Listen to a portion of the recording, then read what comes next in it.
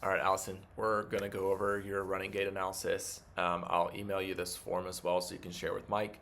But yeah, overall, really good running form. We kind of talked about this in session. Just a couple things around this left side that we want to work on.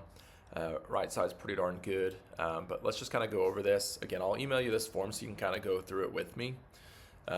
Overall, this day you ran a 9:30 pace, and so we're kind of just basing it off of this pace. Your cadence for the day was 180. Don't really want to change that. That was fine. So first things first is just the pelvic tilt angle. We kind of talked about this in session. Actually, both sides ended up being okay, what I was pretty happy with. So here, I had you at a 6 on both.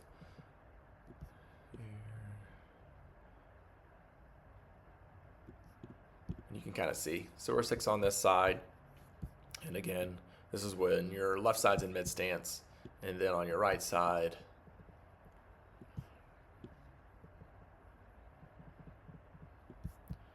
we'll see where we're at.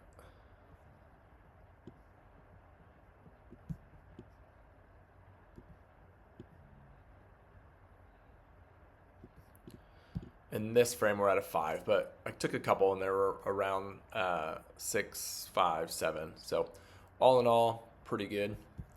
Your knee separation is just a little bit narrow. We can kind of zoom in here, and you can see like they're almost touching. You didn't say that they did touch whenever you ran, like you don't remember them like rubbing, but they are pretty darn close. And one thing we'll get into, I'll kind of jump over, is that you do scissor a little bit on that right leg. And so let me take this angle real quick, or this line, and we looked at this in session as well. But yeah, your right foot comes over this line pretty regularly, where your left foot pretty much lands in the same spot. It's always just barely touching the line, where your right foot kind of scissors over a little bit. And so that could possibly be why we're getting this kind of small knee separation, is because we're bringing that right leg over a little bit. The other thing that we would want to look at is your knee joint center alignment. On these, we want like a nice straight line from hip to knee to ankle, and you can kind of see. So in reality, we would want this blue line to kind of be directly in the middle of your knee, and we can see like your knee is pretty much on the inward side of that. And it's the same on your left side. We need to get to mid stance. Again, we're just kind of drawing a line from ischial tubes. But you can kind of see both of them are driving inward. And that's due to your hip's ability to kind of decelerate. So it's kind of diving inward. We're getting internal rotation of those femurs, just kind of collapsing in. And as we continue to work hip strength, foot control, all that stuff, we should see some improvement with that. And then last one, just kind of from this angle, is just foot pronation. Again, we talked about this in session. It's not bad at all, but whenever we compare right side to left side, so right side it does pronate, it's pretty controlled. Left side, the rate at which it pronates is just very quick compared to right. So you can kind of see it kind of rolls and dives inward, where right side's like this nice, like smooth push off.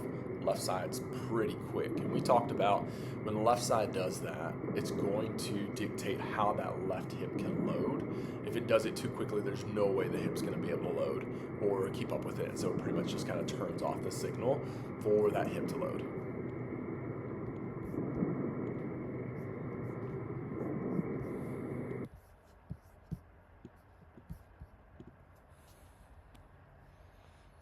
We talked a little bit about trunk rotation. First it didn't look bad, but then I realized like what is moving is just pretty much your shoulders. We can get a little bit more thoracic rotation, and we'll probably work a little bit of mobility there, just because you've mentioned some tension points throughout the neck and the back anyways. But yeah, we're getting a lot of like shoulder movement, but not a lot of like trunk rotation. And that trunk rotation will help quite a bit whenever it comes to loading the hip as well. All right, that's it from this sagittal, or from that frontal plane view. We're gonna move to the other. Okay, so from this side sagittal view, we're gonna see quite a bit of difference in left side versus your right side. And we saw that a lot whenever we kind of worked on this in session. But one of the biggest things is just like how we land at initial contact on right versus left. And so let's give ourselves a frame here.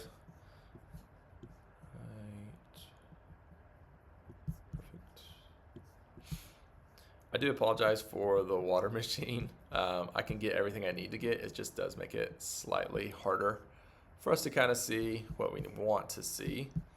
So one of the biggest things here is where we land underneath this. Your right leg does a great job.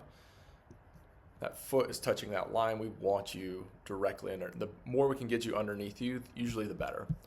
On this other side, we can see there's a little bit more of a gap, right? So that leg's gonna be a little bit further out in front, which typically means it's going to land a little bit straighter. So on that left side, I noted just a little bit of overstride. Your right side's pretty darn spot on. Because your right side lands underneath you, we get a true good midfoot strike. On your left side, because it's out in front, we're actually gonna get a little bit more of a rear foot to a midfoot. You're very close there, but it does load a little bit more into the heel. Again, not a big deal. We're just noting the differences here. And we'll go ahead and use this frame, but like at this angle, we talked about this in your session. We want your knee flexion here to be greater than 20. In this frame, honestly will probably pull you back. Yeah, so in this frame here, I have you about 10 degrees on the left side, and then on your right side,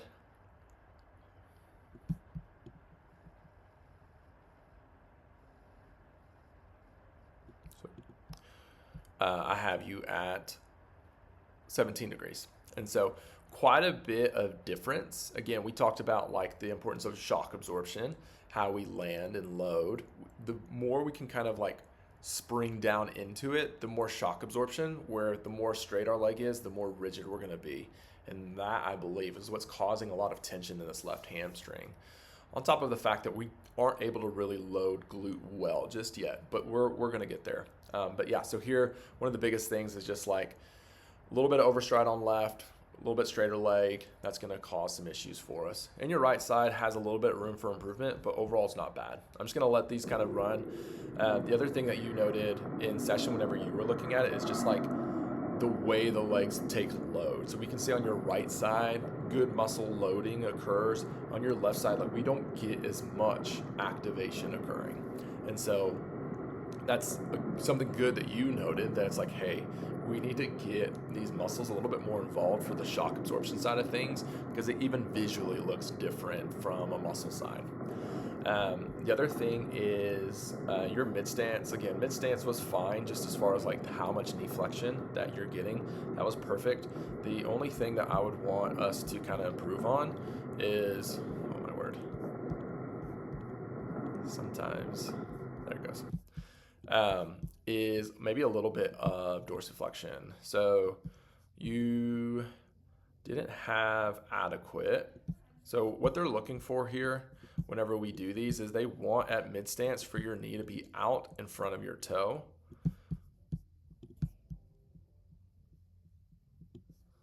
You can see here we're well behind it. We're not in front. And so something for us that we could look at, again, it's not anything that like screamed out at me that we need to improve, but just something for us to look at. Hip extension as a whole was fine. I had you about 9 degrees on both. They do look just a little bit different. You can kind of see we actually get a pretty good triple extension at ankle, knee, and hip on right. Where on left, we have a little bit more knee flexion, not allowing us to kick into that full hip extension. As far as vertical displacement, you're not a super bouncy runner, which is great. You stay pretty level. And then your forward trunk flexion, it's not bad, not necessarily something I would want to tinker with, but it is something that we can look at to help get a little bit more load into your glutes. And then the last thing that we kind of talked about was when this left leg's out in front, we can see it more. So when left leg's in front, we're going to look at it on the one on the right. When your left leg's in front, we get a lot more curve in your lumbar spine versus whenever your right leg's in front. it's a lot more neutral. And so for you, as somebody that's complained of some like back stuff, that's something that I would want us to look at. You can kind of see we're on the left side, we're a lot more flat, but on the right side, when that leg's out in front, we got a lot more curve. And so again, just something for us to look at to see improvement as we get to load that left hip. But that's all for this. I just kind of want to go over the sheet with you, and then that way you guys have this for your records. And then a month or two from now, we can kind of do this again and see how things improved. So